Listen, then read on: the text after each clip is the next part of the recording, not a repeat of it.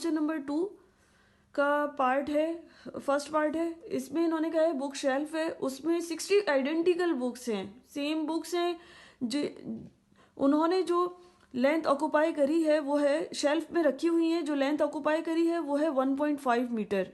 मेरे पास गिवन क्या है, बुक्स हैं और लेंथ ऑफ शेल्फ है। बुक्स को मैंने एक्स से रिप्रेजेंट किया है और लेंथ ऑफ शेल्फ जो है वो वाई है। सवाल मेरा क्या है कि अगर बुक्स की क्वांटिटी 60 थी तो जो लेंथ ऑक्यूपाई करी है उसने शेल्फ में वो है 1.5 मीटर। अगर बुक्स की क्वांटिटी 60 से डिक्रीज करके 50 की जा रही है तो जो लेंथ है वो उसने कितनी ऑक्यूपाई करी है। शेल्फ में लेंथ बुक्स जो है 50 बुक्स कितनी लेंथ ऑक्यूपाई करेंगी ये मुझे मालूम करना है। मुझे पता है नंबर ऑफ बुक्स जो है वो डायरेक्टली प्रोपोर्शनल है length occupied by the books के। X is directly proportional to Y के। एक्स क्या था, मेरे पास बुक्स हैं और जो गिवन है वो क्या है, x1 60 बुक्स हैं, y1 क्या है मेरे पास 1.5 मीटर, ये मुझे गिवन है। अब मुझे मालूम क्या करना है, मुझे मालूम ये करना है कि 50 बुक्स हैं तो लेंथ कितनी ली। इधर मैंने x1 पुट करनी है मुझे वैल्यूज, x1 क्या है 60, y1 क्या है 1.5, x2 क्या है मेरे पास 50। ये मैंने सपोज कर लिया जो मुझे रिक्वायर्ड है कि वो x है, y2 सपोज किया है कि वो x है।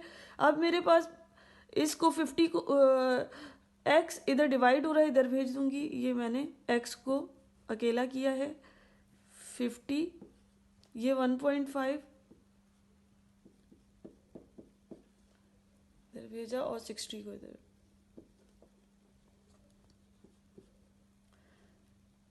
मेरे पास आ जाएगा 1.25 मीटर। x की वैल्यू मेरे पास आ रही है 1.25 मीटर। मैं रिजल्ट में लिख सकती हूँ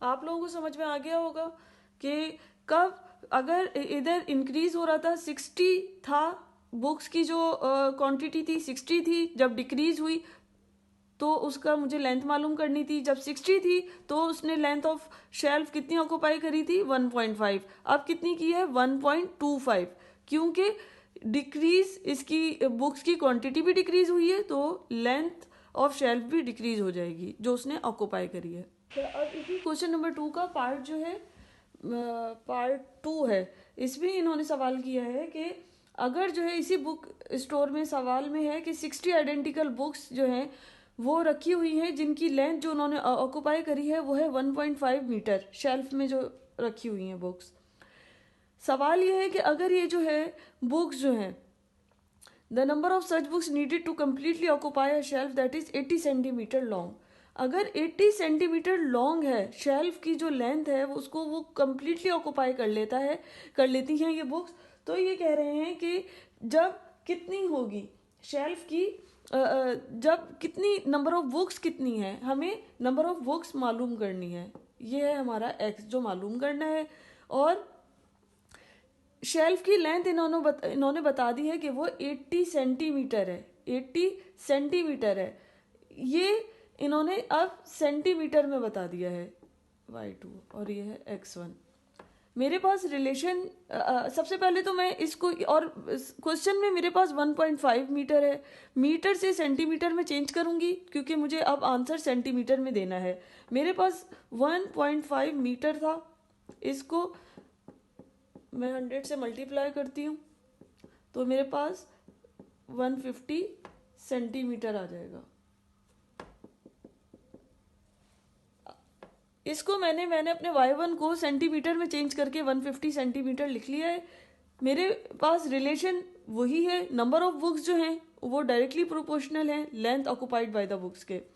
इधर जब 60 थी बुक्स तो 150 इन्होंने लेंथ शेल्फ की लेंथ ऑक्यूपाई करी थी 150 सेंटीमीटर। अब मैं सेंटीमीटर में बात कर रही हूँ।